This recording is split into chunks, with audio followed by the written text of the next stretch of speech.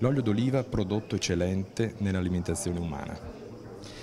Beh, l'olio di oliva è considerato ormai in maniera molto diffusa, insomma, e da tutte le fonti anche scientifiche come un alimento assolutamente importante nella dieta umana. Lo è per diversi motivi. Il primo perché apporta chiaramente dei grassi che sono fondamentali per veicolare vitamine, ma anche per i nostri fabbisogni fisiologici, ma in particolar modo per la struttura e la natura di questa componente grassa e per altre componenti che sono presenti nell'olio. E queste componenti, anche quelle minori, hanno delle funzioni dal punto di vista fisiologico e dal punto di vista della funzionalità del nostro organismo che sono assolutamente indispensabili. La ricerca si è basata molto nel passato sulla ricerca della qualità del grasso dell'olio, in particolare per quanto riguarda la composizione acidica, e si è visto che la composizione acidica dell'olio è assolutamente importante per la funzionalità, in particolare del sistema cardiovascolare, ma attualmente la ricerca si sta concentrando su altre componenti presenti nell'olio, le componenti minori polari, che invece hanno delle funzionalità addirittura, sembrerebbe, non ancora provate dal punto di vista epidemiologico, antitumorali e sicuramente benefiche per il nostro organismo. In Veneto la produzione è limitata di olio. Come può rispondere alle produzioni massicce di altre regioni d'Italia come la Puglia?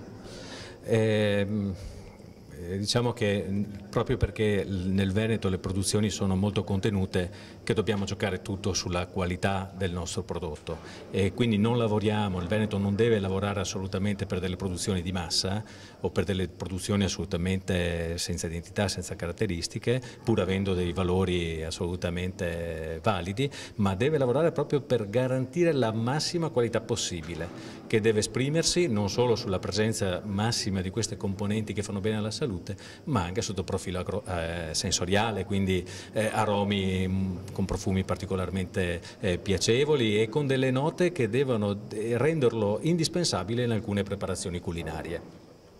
Ogni giorno assistiamo al sequestro di prodotti alimentari adulterati. Quando un olio è un prodotto alimentare buono e soprattutto sano? Allora, c'è una normativa che è molto severa sull'olio extravergine di oliva, e l'olio extravergine di oliva, per poter essere commercializzato, deve rispondere a dei parametri molto rigidi. La gran parte dei produttori produce bene, abbiamo una produzione nazionale che insomma si attesta su livelli anche di eccellenza per alcune realtà, però i furbi ci sono sempre, quindi bisogna stare attenti, ed un consiglio che do al consumatore, al livello di prezzo per esempio, perché esistono delle economie di produzione sotto le quali non c'è convenienza, e quindi laddove non c'è convenienza è più facile che ci sia anche una frode alimentare. Quindi grande attenzione al prezzo, e poi a delle così caratteristiche di etichetta che devono essere assolutamente controllate, magari facendo riferimento anche alle certificazioni, anche quelle di qualità, e soprattutto anche alla confezione. Evitare, un consiglio che do al consumatore, le bottiglie trasparenti, perché sono più soggette alle ossidazioni.